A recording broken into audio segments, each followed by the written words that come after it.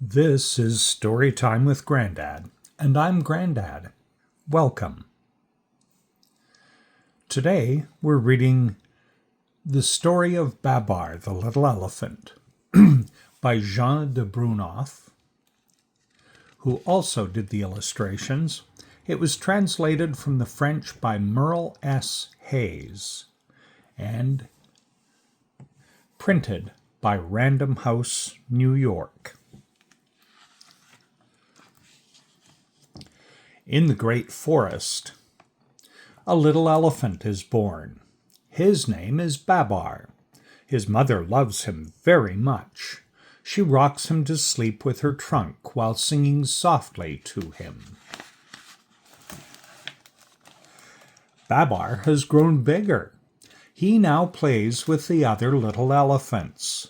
He is a very good little elephant. See him digging in the sand with his shell. Babar is riding happily on his mother's back when a wicked hunter, hidden behind some bushes, shoots at them. The hunter has killed Babar's mother. The monkey hides, the birds fly away, and Babar cries. The hunter runs to catch poor Babar. Babar runs away because he is afraid of the hunter. After several days, very tired indeed, he comes to a town. He hardly knows what to make of this, because this is the first time he has ever seen so many houses. So many things are new to him. The broad streets, the automobiles and buses. However, he is especially interested in two gentlemen he notices on the street. He says to himself, "Really, they are very well dressed. I would like to have some fine clothes too. I wonder how I can get them."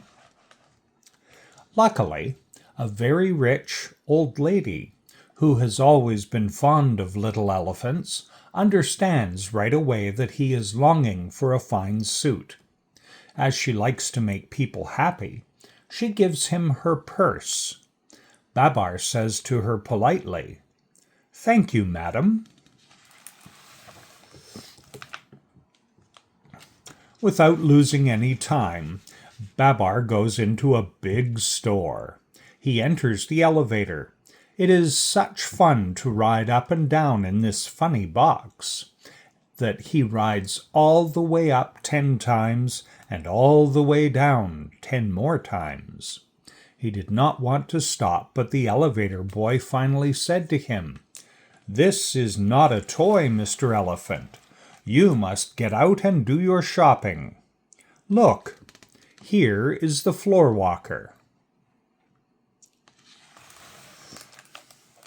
Babar then buys himself a shirt with a collar and a tie, a suit of a becoming shade of green, and then a handsome derby hat, and also shoes with spats. Well satisfied with his purchases and feeling very elegant indeed, Babar now goes to the photographer to have his picture taken. And here is his photograph. Babar dines with his friend the old lady. She thinks he looks very smart in his new clothes. After dinner, because he is tired, he goes to bed and falls asleep very quickly. Babar now lives at the old lady's house. In the mornings, he does setting up exercises with her, and then he takes his bath. He goes out for an automobile ride every day. The old lady has given him the car. She gives him whatever he wants.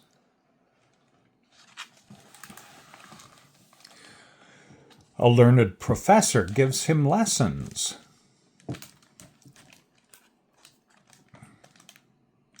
Babar pays attention and does well in his work. He's a good pupil and makes rapid progress.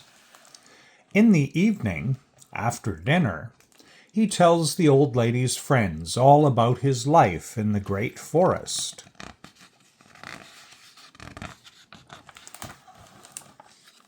However, Babar is not quite happy, for he misses playing in the great forest with his little cousins and his friends the monkeys. He often stands at the window, thinking sadly of his childhood, and cries when he remembers his mother. 2 years have passed. One day during his walk he sees 2 little elephants coming toward him. They have no clothes on. "Why," he said in astonishment to the old lady, "it's Arthur and Celeste, my little cousins." Babar kisses them affectionately and hurries off with them to buy them some fine clothes. He takes them to a pastry shop to eat some good cakes. Meanwhile, in the forest, the elephants are calling and hunting high and low for Arthur and Celeste, and their mothers are worried. Fortunately, in flying over the town, an old marabou bird has seen them and comes back quickly to tell the news. The mothers of Arthur and Celeste have come to town to fetch them. They are very happy to have them back, but they scold them just the same because they ran away. Babar makes his mind up to go back with Arthur and Celeste and their mothers to see the great forest again. The old lady helps him to pack his trunk. They are all ready to start. Babar kisses the old lady goodbye. He would be quite happy to go if it were not for leaving her. He promises to come back some day. He will never forget her. They have gone. There is no room in the car for the mothers, so they run along behind and lift up their trunks to avoid breathing the dust. The old lady is left alone.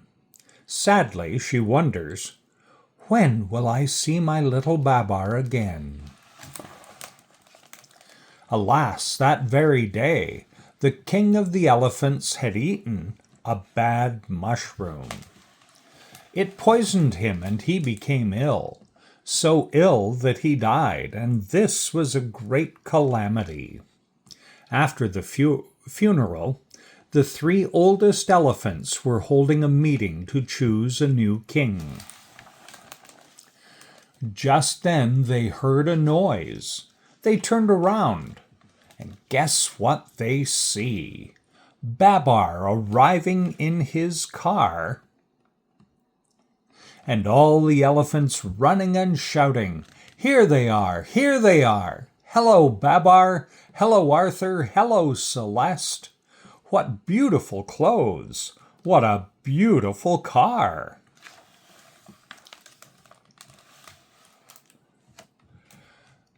Then Cornelius, the oldest of all the elephants, spoke in his quavering voice. "My good friends, we are seeking a king. Why not choose Babar? He has just returned from the big city, and he has learned so much living among men. Let us crown him king." All the other elephants thought that Cornelius had spoken wisely, and eagerly they awaited Babar's reply. "I want to thank you, one and all," said Babar. "But before accepting your proposal, I must explain to you that while we were traveling in the car, Celeste and I became engaged. If I become your king, she will be your queen." Long live Queen Celeste! Long live King Babar! Cry all of the elephants without a moment's hesitation. And thus it was that Babar became king.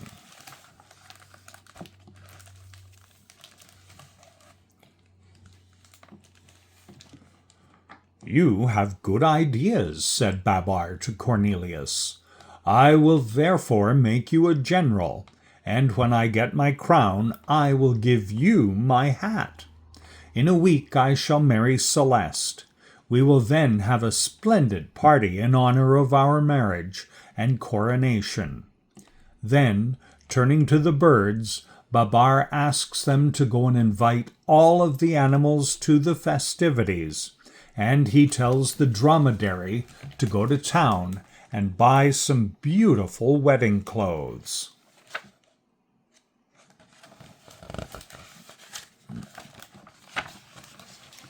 The wedding guests begin to arrive.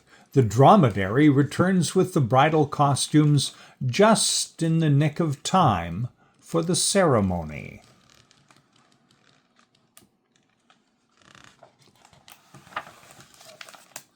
After the wedding and the coronation, everybody dances merrily. The festivities are over. Night has fallen. The stars have risen in the sky. King Babar and Queen Celeste are indeed very happy. Now the world is asleep. The guests have gone home happy, though tired from too much dancing. They will long remember this great celebration. And now King Babar and Queen Celeste, both eager for further adventures, set out on their honeymoon in a gorgeous yellow balloon. And that is the story of Babar the Little Elephant by Jean de Brunoff, also illustrated by Jean de Brunoff, and published by Random House, New York.